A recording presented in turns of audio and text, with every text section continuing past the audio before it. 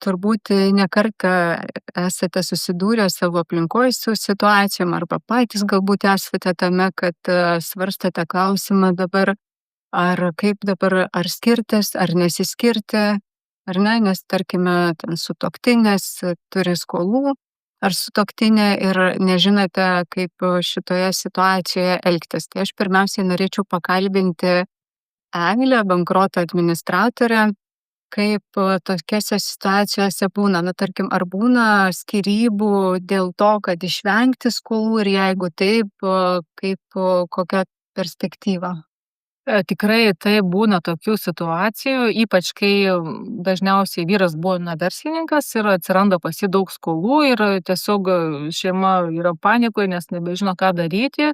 Skolų daug ir tokiu atveju tikrai įvyksta ne vienos skyrybos, kurios yra iš tikrųjų tik dėl akių, realiai jokių pasekmių nesukuriama, tik tai nustatomas yra padalinamas turtas ir žmonės toliau gyvena, bet taip siekdami apsisaugoti nuo galimų kreditorių ieškinių. Tai tikrai tas egzistuoja ir sekantis klausimas yra, ar tikrai įmanoma tų tikslų pasiekti ir ar vėliau tie kreditoriai galės pretenduoti į tą turtą. Tai čia jau kiti klausimai tam.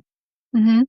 O Eglė, man klausimas, o vis dėlto ar tai yra perspektyvu? Tarkime, turi sutuoktiniai skolą, na, tai greičiausiai yra bendra jungtinė skola, nes santuokoje įgytos Taip. skolos yra bendros, jeigu nėra vedybų sutarties.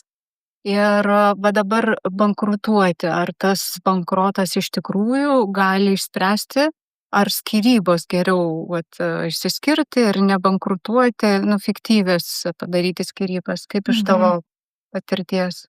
Tai jeigu įmanoma, sakykim, tas išsiskirti ir tas skolas atidalinti, turtą, sakykim, palikti tam vienam sutuoktiniui, o skolas kitam, jeigu taip yra įmanoma, gali taip žmonės daryti, tačiau jeigu tai bendra jungtinė nuosavybė, tai ne visą laiką tai yra įmanoma, nes jau yra skolos šeimos poreikiam panaudotas ir visada, mano galva, tokiais atvejais yra geriau daryti povedybinę sutartį. Tai jeigu vienas iš žmonių iš sutuoktinių yra verslininkas, tiesiog apsisaugant nuo didelės rizikos, ta vedybinė sutartis, jinai gali būti sudaroma ir, jau susituokus, povedybinė sutartis, netgi atsiradus antstoliams, jinai gali būti sudaroma ir tai tikrai puikiai pasiekia tų tikslų. Tikrai nebūtina žmonėms skirtis, nes skyrybos, mano nuomonė, vėlgi atneša kažkokių tai ir psichologinių neigiamų niuansų, nes žmonės kaip ir nutraukia tą ryšį, nors iš tikrųjų ne, tai čia yra jau kiti dalykai, o dėl bankroto, tai po tų skyrybų ar po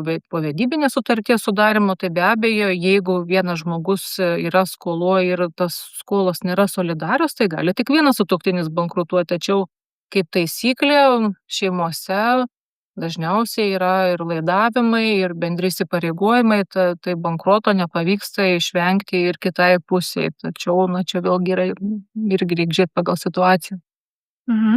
Aš iš tikrųjų paantrinsiu Eglei, aš kaip advokatė, jeigu ateina pas mane klientai ir klausia, kokie galimi sprendimai tose situacijose, kai vienas iš sutuoktinių turi skolų, ypatingai jeigu tos skolos yra laikomos bendromis, tarkime, pasiimta skola šeimos interesams, nesvarbu, kad nėra kito sutuoktinio parašo, arba tarkim yra, kaip Eglė nurodė, laidavimas kažkoks, ar ten hipoteka, ar įkeitimas, ar dar kažkokios panašios situacijos, kur laikoma, kad bendra yra skola, tai iš tikrųjų tuomet tikrai yra geras sprendimas galvoti apie bankroto bylą.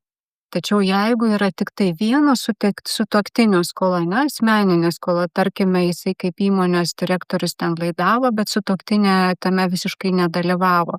Arba apskritai jau vienos skolos, kaip pavyzdžiui, jis ten lošia ar kažkas yra grinai tik jo asmeninė skola, tai šiuo atveju iš tikrųjų geras yra sprendimas ir vedybų sutartis, nes vedybų sutartimi galima jau nuspręsti ir į priekį, ir tarkime jau to sutuoktinio, kuris visiškai nėra atsakingas už tas skolas, išspręsti klausimą, tarkim, ir turto, ir pajamų, nes, kaip žinome, šiaip atlyginimas santuokinėje situacija yra tai, kad pusė atlyginimo priklauso kitam ir į tą pusę jau kreditorius gali pareikšti reikalavimą, tai iš tikrųjų vedybų sutartis tikrai yra geras sprendimas.